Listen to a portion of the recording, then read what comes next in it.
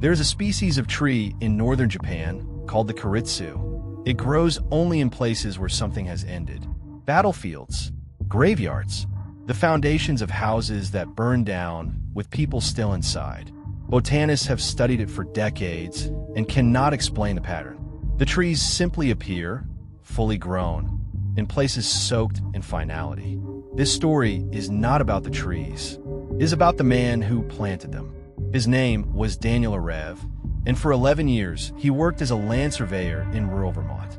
His job was simple: walk the land, measure it, record what was there. He was methodical, quiet, the kind of man who trusted what he could see and measure and write down in a notebook. In October of 2019, Daniel was assigned to survey a plot of land outside of town called Greer's Hollow. The plot had been purchased by a development company. They wanted to build a subdivision. 40 homes, a cul-de-sac, a small park with a bench and a fountain. Daniel drove out on a Tuesday morning. The sky was the color of old tin. The land was 40 acres of dense woodland, birch and pine mostly, with a creek running through the eastern edge. Daniel had surveyed 100 plots like it. He set up his equipment at the tree line, opened his notebook, and began. He noticed the first thing within 20 minutes. There were no animals. Not unusual on its own. But Daniel had worked enough land to know the difference between land that was simply quiet and land that had been vacated. This was the second kind. No birds. No squirrels moving in the canopy. No deer tracks in the soft earth near the creek. Whatever lived here had left. All of it. At once. He noted it in his notebook and kept working. The second thing he noticed an hour later. He was standing near the center of the plot when he looked down and realized the grass around his feet was pressed flat, in a perfect circle roughly 8 feet across, as though something enormous had rested there.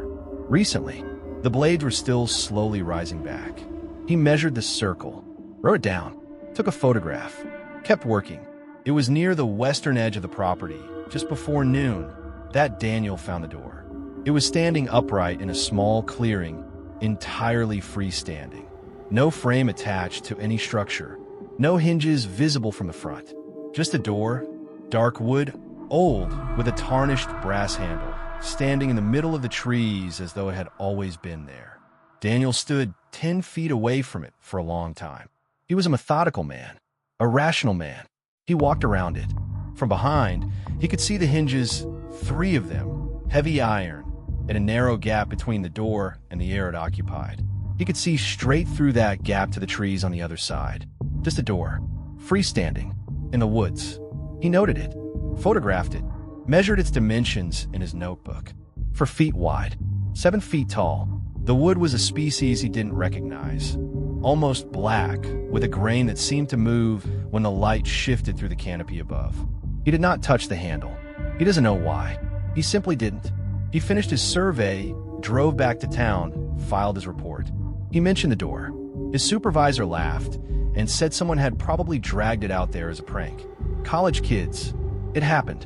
Daniel went home, made dinner, went to sleep. He dreamed of a room. White walls. No windows.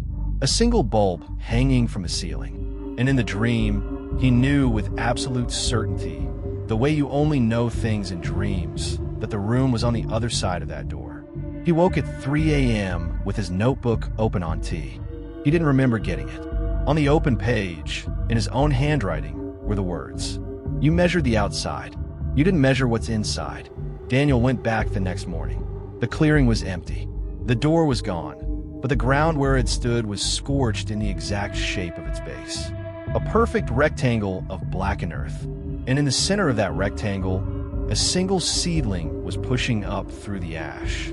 He photographed it, sent the photo to a botanist friend. The reply came 3 days later. That's a keiretsu seedling. They're extremely rare. I've only seen them in one context. They grow in places where a threshold has been permanently closed. Old folklore says they mark a door that can never be opened again. Daniel stared at that message for a long time. Then he typed back, "What happens if someone already opened it?"